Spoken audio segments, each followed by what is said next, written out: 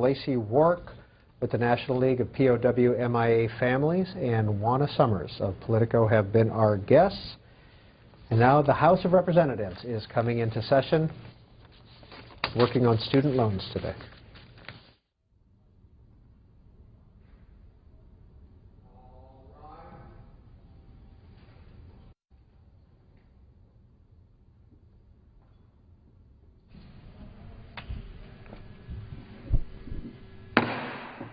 The House will be in order. The Chair lays before the House a communication from the Speaker. The Speaker's Rooms, Washington, D.C., July 18, 2013. I hereby appoint the Honorable Doug LaMalfa to act as Speaker pro tempore on this day. Signed, John A. Boehner, Speaker of the House of Representatives. Pursuant to the order of the House of January 3, 2013, the Chair will now recognize members from lists submitted by the majority and minority leaders for morning hour debate. The Chair will alternate recognition between the parties, with each party limited to 1 hour and each member other than the majority and minority leaders limited to 5 minutes each, but in no event shall debate continue beyond 11:50 a.m. The Chair recognizes first the gentleman from North Carolina, Mr. Coble. I thank the Speaker. Mr. Speaker, I've heard some criticize the President for having played golf with Tiger Woods because Woods is not a favorable role model. The President's golfing is none of my business, but permit me to tell you what is my business: the frequent use of Air Force One and the related costs thereto. President Obama was the second most traveled president of all time for a single term, spending 95 days on 25 trips. In 2009, President Obama traveled more in his first year than any other president. President Obama spent 41 days traveling to 21 different countries. The most updated figure, Mr. Speaker, on the cost per hour of operating Air Force One is in excess of $179,000 per hour. But this is just a tiny fraction of the President's foreign travel plans, which includes backup aircraft, aerial tankers, motor transport, security and diplomatic personnel, accommodations, and advance teams. The First Lady also has been actively traveling, making trips to Ireland, Africa, Western Europe, and Copenhagen. When flying solo, Michelle Obama would likely use a C-40B or C with a cost per flight hour of between $179,000 and $26,000, or a larger C-32 passenger jet, which has a cost per flight hour of in excess of $42,000. Presidential entourages have grown quite large in the modern era as well, Mr. Speaker. President Obama, accompanied by more than 500 staff, including security, during his 2009 trip to London.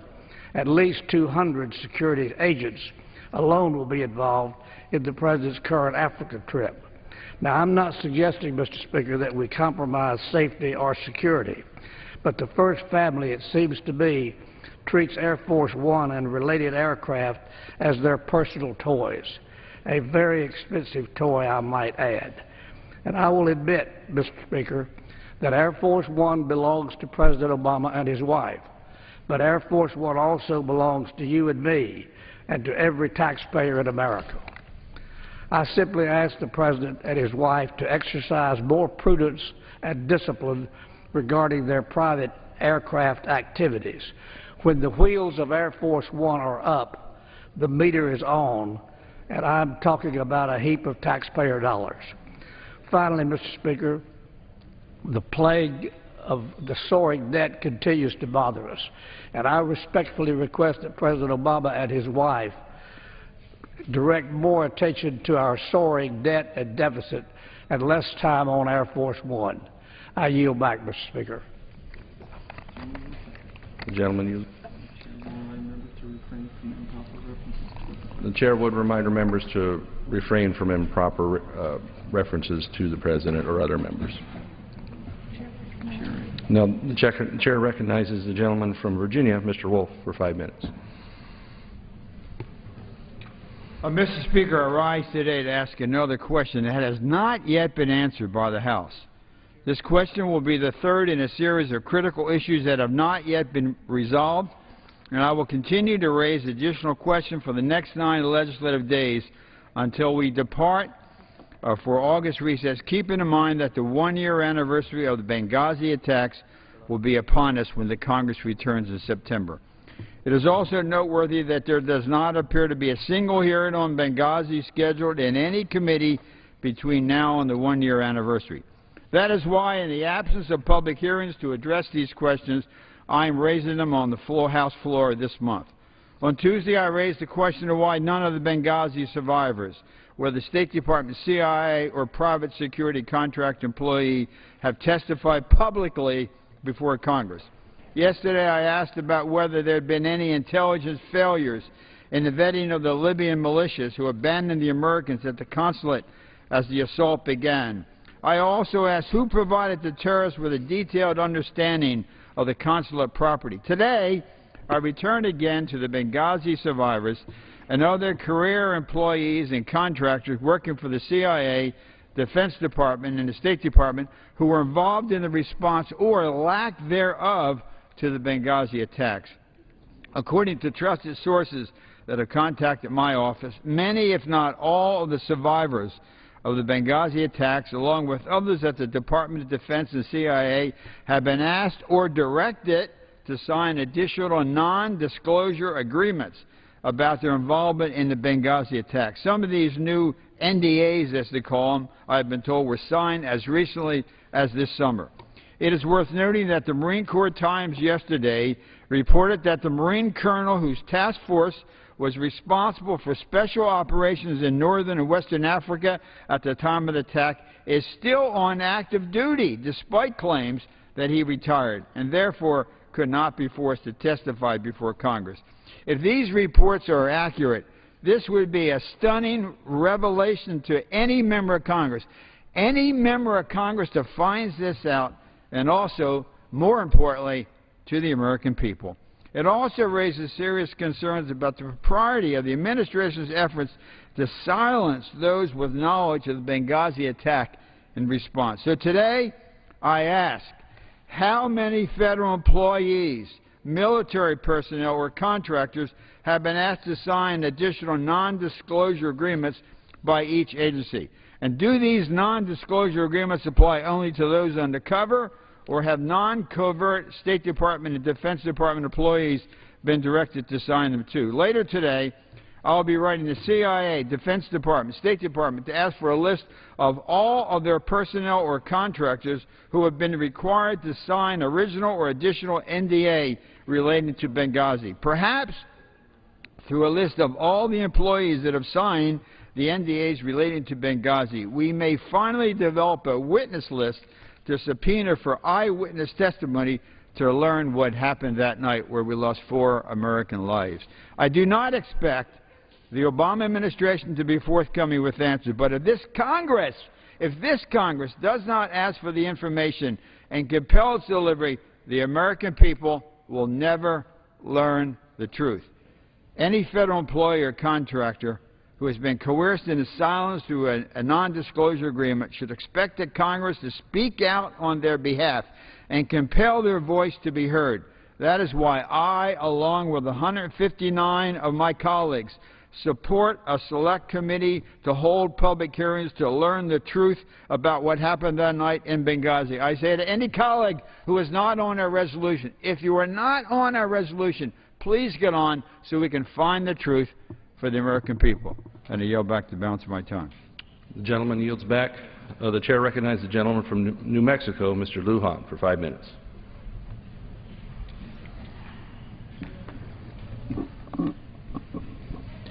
Mr. Speaker, as fires across the West grow more intense and superstorms in the United States do more damage, it is clear that the cost of inaction on climate change is growing. The economic toll that is taking on communities across the country is impacting the American people. Hurricane Sandy cost the United States $70 billion in damages, many lives, and lost economic output. In my home state of New Mexico, where wildfires have burned all summer, many communities that rely on tourism and access to our majestic lands have seen their businesses negatively impacted. Farmers and ranchers in New Mexico have had to sell off their herds because of drought conditions that have made it too expensive to feed their animals. Opponents of efforts to address climate change and to transition to cleaner fuels and renewable energy often cite the cost of these efforts. What they fail to account for is the increasing cost that global warming is having in the form of more severe droughts, more dangerous wildfire seasons, and increased devastation from superstorms. Mr. Speaker, if we continue down this path and fail to take steps necessary to address climate change, the costs will only continue to grow and the impact on our communities will only increase. Last week, I joined my colleagues in the Safe Climate Caucus in sending a letter to Speaker Boehner, asking him to schedule a debate on the House floor to discuss climate change and our nation's response to this growing threat. The time for action is now. We must not sit idly by and ignore the facts and ignore the science while communities in New Mexico and across the country experience the negative impacts of climate change. I yield back. The gentleman yields back. The chair recognizes the gentleman from Texas, Mr. Poe, for 5 minutes. Mr. Speaker, it was September 1972. People from all over the world were gathered in Munich, Germany for the Olympic Games. After World War II, worldwide there was a feeling of optimism and unity. But overnight, those feelings turned to turmoil and turned to terror. The world awoke to images of a deadly terrorist attack in the Olympic Village. A terrorist group called Black September took 11 Israeli hostages and massacred them. In response, the Israeli government did not hesitate. The Israeli policy was, you will not murder Israelis anywhere in the world. So for 20 years, Israel hunted down the killers all over the globe, from Paris to London to Beirut to Stockholm. And with its response, one thing came clear to these terrorists. You hurt Israelis, there's going to be consequences, and the consequences will not be pleasant. Israel would find them, and Israel did find them. So flash forward 40 years. On the 11th anniversary of 9/11, there was once again attacks on American sovereign soil. In Egypt, militants stormed the U.S. Embassy. In Libya, our ambassador, Chris Stevens, and 3 other Americans were brutally murdered. There's been no accountability or action from this administration regarding these crimes. All Americans have received are grainy surveillance photos and some empty promises. So where's the justice for these families of these 4 victims? The identities of some of the attackers are known. Why have we failed to go get them? When America has been tested by terrorists in the past, we've gone after them, just like Israel has done. In 1996, 19 American soldiers were murdered in Saudi Arabia.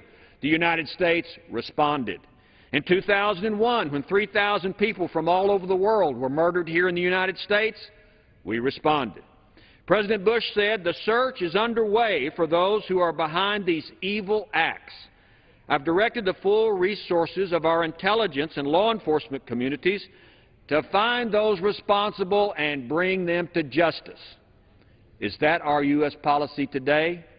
Well, we don't know. We don't know what the current U.S. policy is about Americans killed overseas. All we get is a lot of words with no results from the administration. So our enemies continue to test us because they no longer fear us, Mr. Speaker. The world no longer knows where America stands on terrorist attacks. Not our allies, not our enemies, and not American citizens. So what is our policy when a U.S. embassy is attacked? More broadly speaking, what is our foreign policy in North Africa? North Africa is a breeding ground for terrorism, and al-Qaeda affiliates they are being trained and expanding across the entire African continent. Earlier this year, on January the 16th, an al-Qaeda-linked terrorist affiliated with Mokhtar Belmokhtar took 800 people hostage at a gas facility in Algeria. One of those hostages killed was Victor Lovelady, a neighbor of mine in Atascocita, Texas. Victor's brother, Mike Lovelady, testified in front of our terrorism subcommittee last week. His family deserves answers from this administration about what happened in Algeria when Americans were killed. Who are these terrorists in Benghazi? Who are these terrorists in Algeria? Have the ringleaders gotten away with these murders? Is the massive intelligence service of the United States of America not capable of finding these people throughout the world? Maybe the intelligence service ought to spend a little less time snooping around in the private lives of Americans and go after terrorists overseas. But that's a different issue. The Lave ladies deserve justice. They lost a father, a brother, and a husband. And these two attacks in North Africa prove Osama bin Laden may be dead, but terrorism is still alive and well. If terrorists do not know the consequences of their actions, they will not fear any consequences. That is the world in which we live. So it's time maybe we articulate a policy and mean it. If you attack Americans, America will come after you. Come hell or high water, we're going to track you down somewhere in the world. The Libyan and Algerian killers must meet the same fate as the members of the Black September group. So, Mr. Speaker, when you talk to the President, tell the President to track these people down. Let them know they cannot run, they cannot hide, they cannot disappear into the darkness of their evil ways. Because justice is what we must have. Justice is what we do in this country. And that's just the way it is. I yield back. The gentleman yields back. The Chair recognizes the gentleman from Oregon, Mr. Blumenauer, for 5 minutes. Mr. Speaker, it looks like we dodged a bullet with the Prince George water emergency. But wasn't it fascinating to watch all of the frantic activity that was necessary to deal with a planned 4- or 5-day period where people would be denied something that virtually all of us take for granted: safe drinking water when they need it, as much as they need it, to drink, to bathe, flush the toilet, clean their dishes, wash their clothes. The prospect of almost a week without it really turned people's lives upside down. Well, I'm glad that there's a temporary fix that may have solved the problem, at least in the foreseeable future. But I hope that it will serve as a wake-up call, because in the United States, frankly, we're spoiled. We take for granted something that 2.5 billion people around the world cannot: having adequate sanitation and safe drinking water. That's why I'm introducing legislation, Water for the World, with my colleague Congressman Poe from Texas, to enhance the efforts of the United States to be a partner to help poor people around the globe have access to what is a global problem. But we need to do more at home. The challenges of climate change, combined with aging, inadequate water and sewer systems in the United States, places us at risk. We have 80% of our population served by over 50,000 community water systems that have facilities with a lifespan of 15 to maybe 95 years. Well, it was a wake-up call here in Washington, D.C., where the average water pipe is more than 77 years old. I remember a trip to Cincinnati, the scene of the first municipal water agency in the United States, and they had something that's not unusual. They still have some pipes that are brick and wood dating back to the 1800s. And you can find this around the country.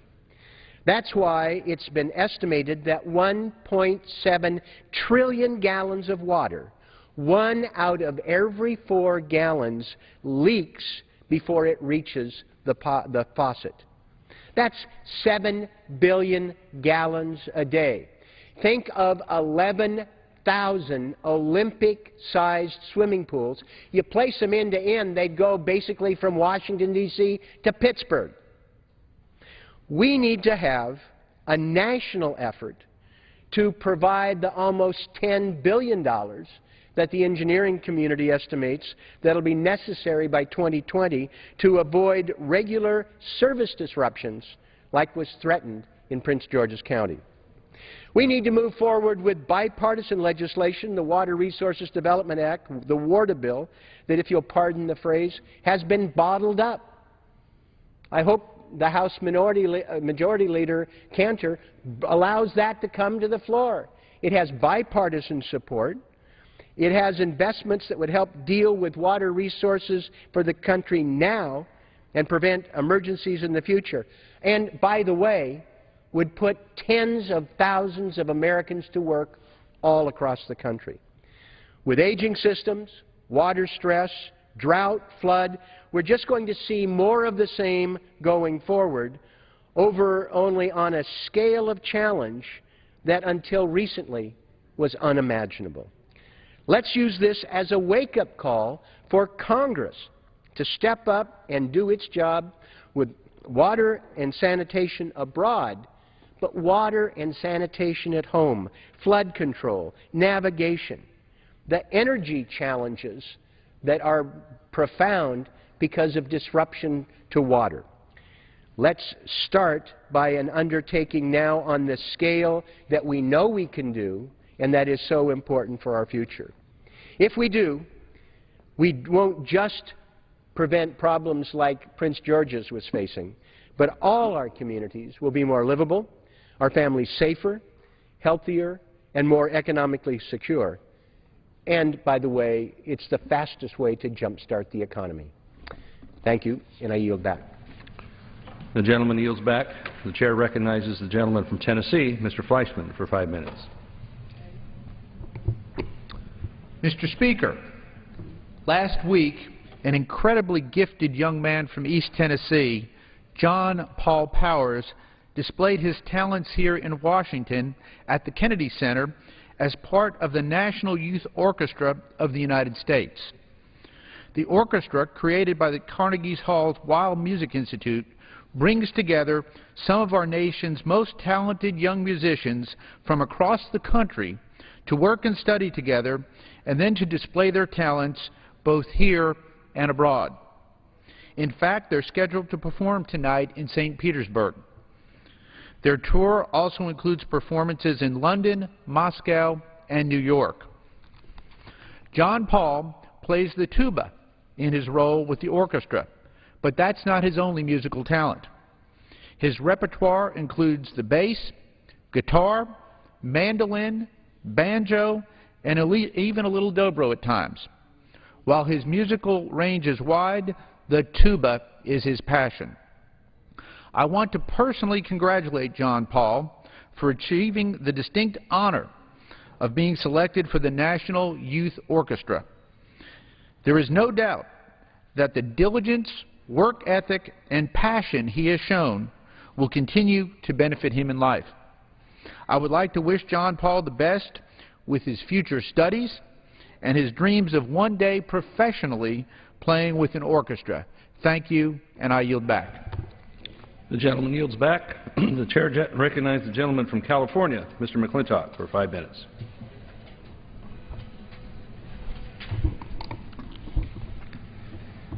Thank you, Mr. Speaker. I rise today to warn of the latest episode of a saga that can best be described as Greens Gone Wild.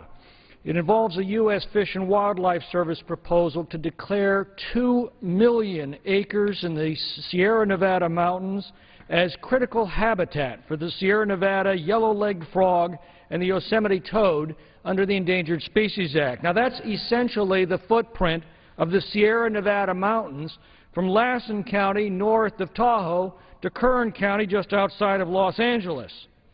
This designation would add draconian new restrictions to those that have already severely reduced productive uses such as grazing, timber harvesting, mining, recreation and tourism, and fire suppression.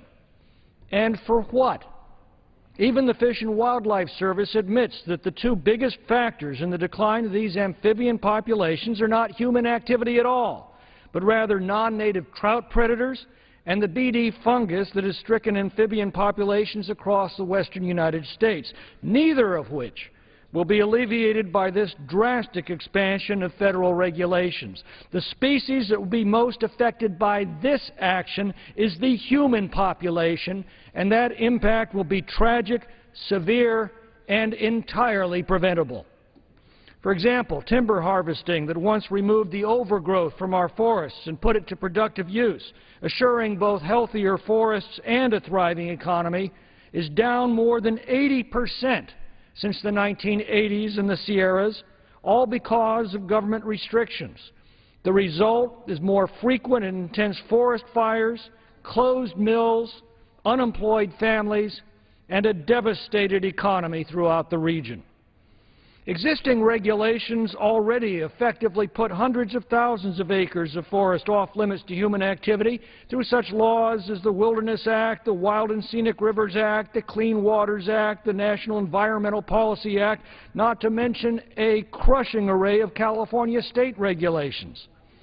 This proposal by the Fish and Wildlife Service would vastly expand those restrictions. And this policy seems to be part of a much bigger picture.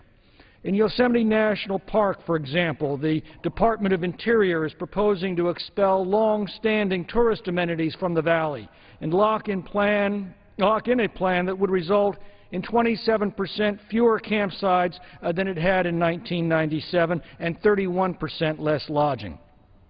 Throughout the Sierra Nevada, the U.S. Forest Service is closing access to roads, imposing cost-prohibitive fees and conditions on cabin rentals, grazing rights, mining, and of course timber harvesting, while obstructing long-standing community events on which many of these towns rely for their tourism.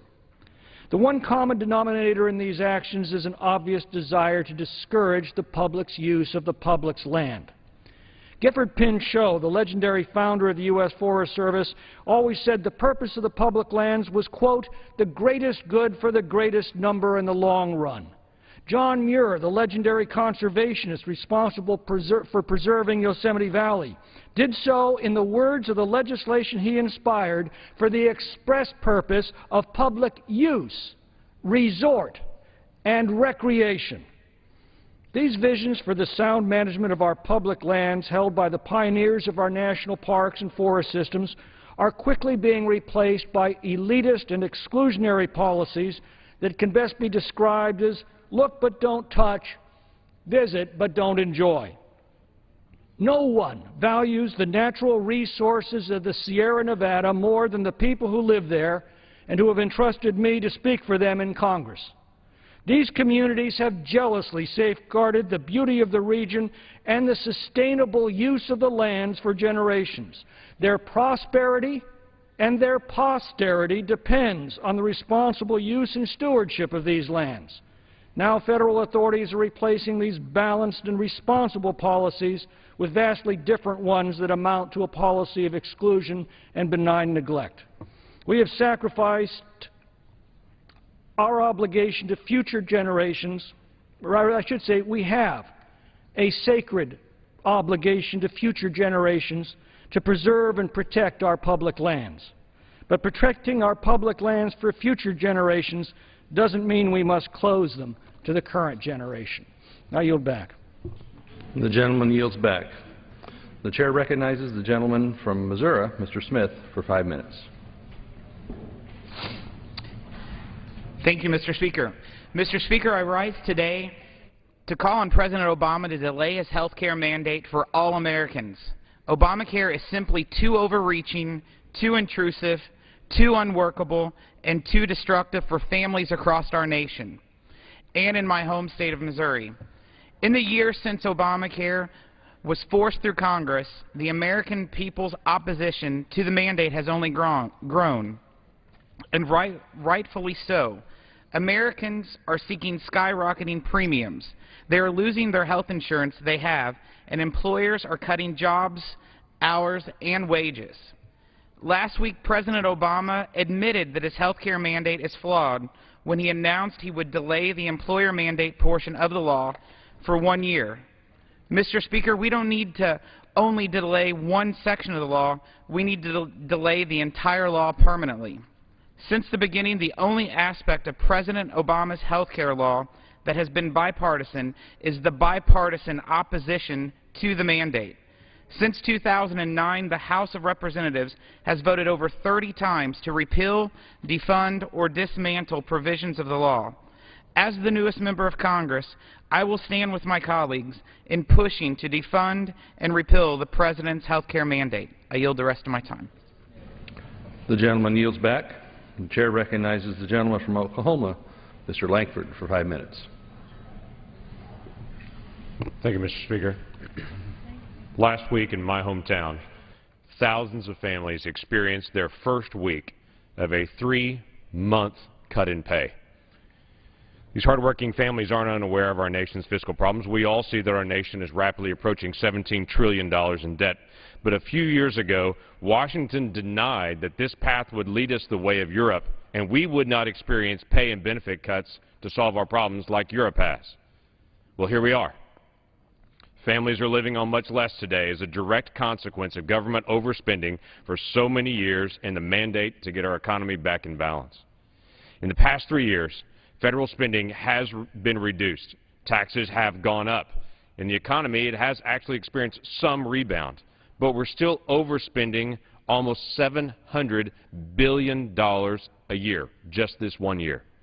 Now, that's down from $1.5 trillion in overspending 4 years ago, but it's still $700 billion in new debt that our nation will take on this year. We have to deal with the economic realities that we currently face because the spreadsheet where we see the negative numbers, those numbers represent families and people who have the negative consequences of our inactivity. The GAO report has identified multiple areas of government redundancy and that waste money where we fail to get the job done. But we seem to just nibble at the edges of fixing what is obvious in front of us.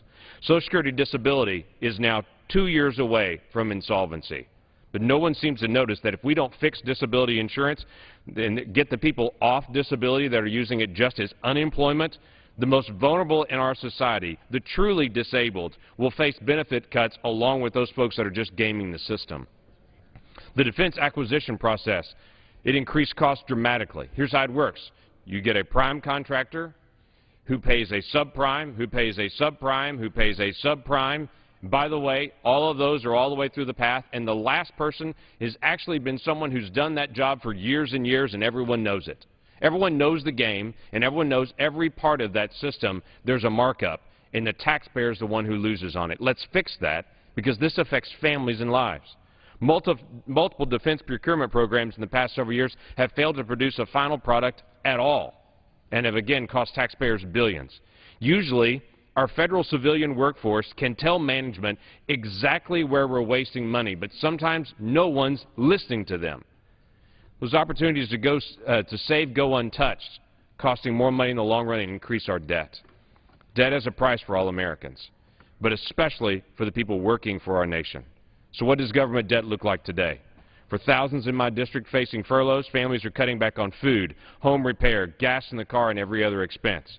A family I spoke with this past weekend will not have a summer vacation because of the furlough, and that may not seem like a big deal to some people, but that's a lost significant family moment that they will never get back.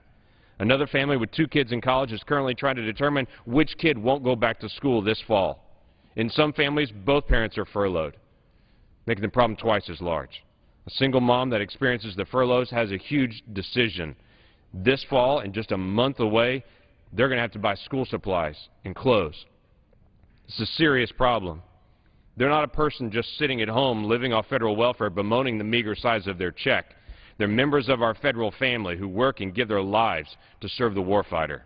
As you would expect, in our community, the community's stepping up. Tinker Federal Credit Unions working with families on their loan repayments. Churches are providing school supplies. The Regional Food Bank is giving additional food and making provision. Many people, my family included, are giving financially to take care of people in need in this moment. Oklahomans are tough and we're caring, but I'm incredibly frustrated that it's come to this.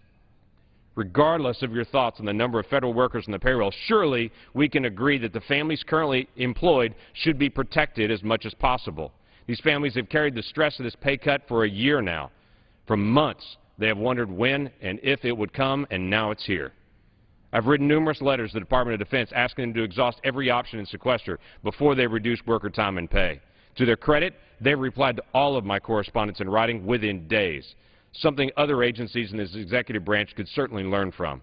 I've personally spoken face-to-face with Secretary Panetta, with Secretary now Hagel, General Dempsey, Comptroller Hale to find out about other opportunities to save money, like the unobligated balances in the defense budget. I asked for their reconsideration in the operations on the function on the working capital funds. And if you're not familiar with that, some departments pay other departments to do the work. Those departments should not be directly affected on it. The cuts have already happened in the other department. We're cutting twice when we hit on the working capital fund locations. I asked Secretary Hagel to give more authority to individual installations to make local decisions on spending reductions rather than mandating cuts from the Pentagon. Congress has already worked with the DoD to reprogram funds and to give maximum flexibility to the Pentagon to protect workers, just like we did with FAA and Homeland Security. I'm grateful, I am, that the Pentagon has found a way to reduce furloughs from 24 days to 14 days and now to a maximum of 11. But I want to find a way that we can end these furloughs altogether for our civilian workers as soon as possible. 3 months with a 20% cut is tough. In my last conversation with Secretary Hagel, I was pleased to hear that he's still working on these ways. I encourage him to continue to cut waste, not worker pay. It's time that we get this issue resolved. And with that, I yield back. The gentleman's time has expired. Pursuant to Clause 12A of Rule 1, the Chair declares the House in recess until noon today.